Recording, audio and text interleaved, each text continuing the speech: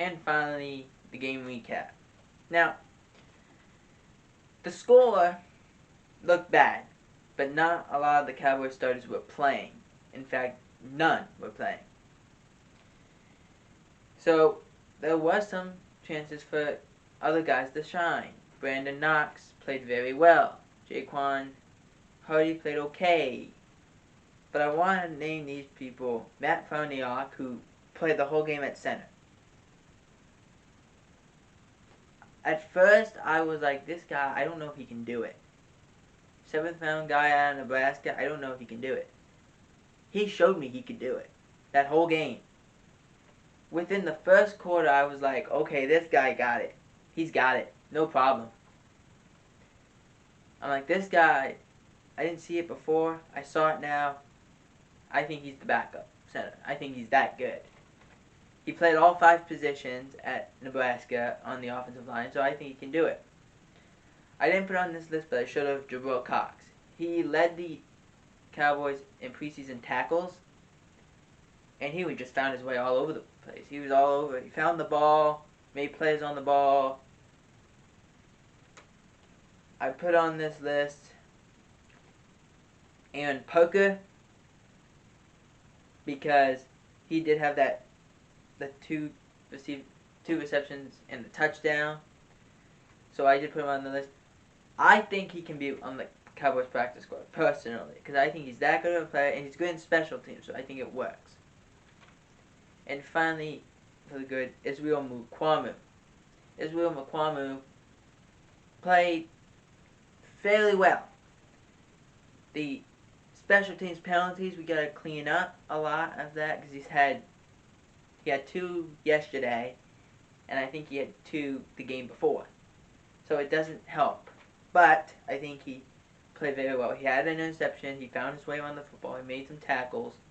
You just got to clean up those penalties. Now the bad.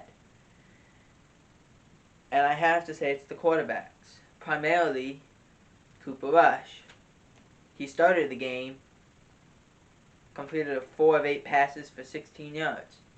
Wasn't very good. This opens the door of who's the backup quarterback. I think it's Garrett Gilbert, but I think he gives him a better chance to win.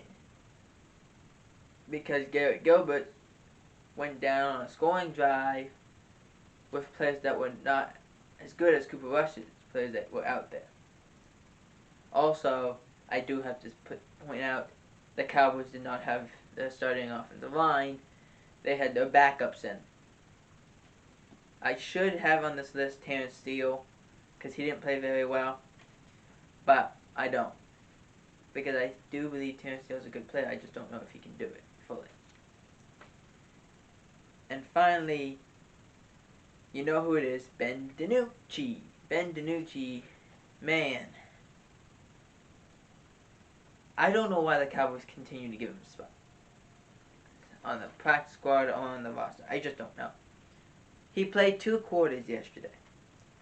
In those 2 quarters, I felt like every play he made, he couldn't. The fact that he's throwing off his back foot, Michael Irvin kept saying it. He keeps throwing off his back foot. He keeps throwing off his back foot.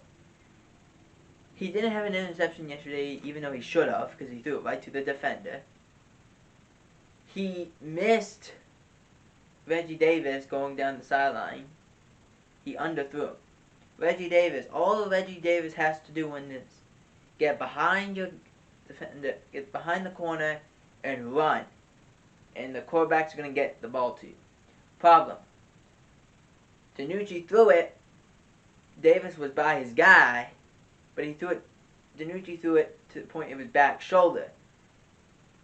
Reggie Davis didn't know it was going back shoulder. He thought it was going to go over the top, because that's what it's supposed to go over the top. Went back shoulder.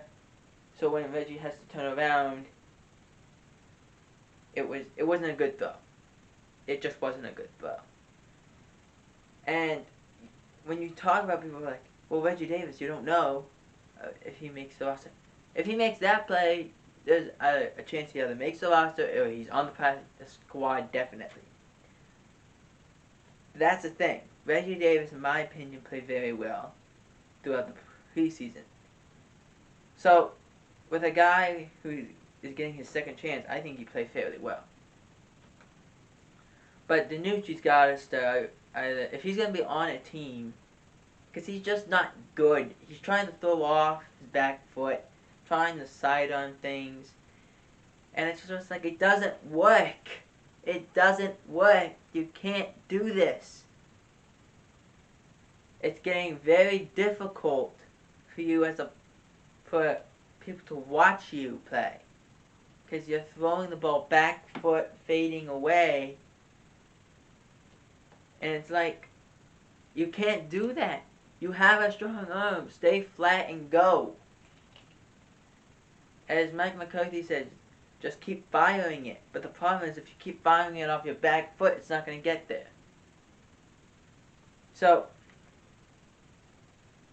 the question I'm going to pose for you and for me is, and I know the answer to this, is Ben DiNucci make the roster or the practice squad? In my opinion, absolutely not. But I want to know what you guys think. Should Ben DiNucci make the roster or the practice squad? So let's do this. We'll put in the comments if Ben DiNucci should be on the roster, on the practice squad, or be cut. You decide.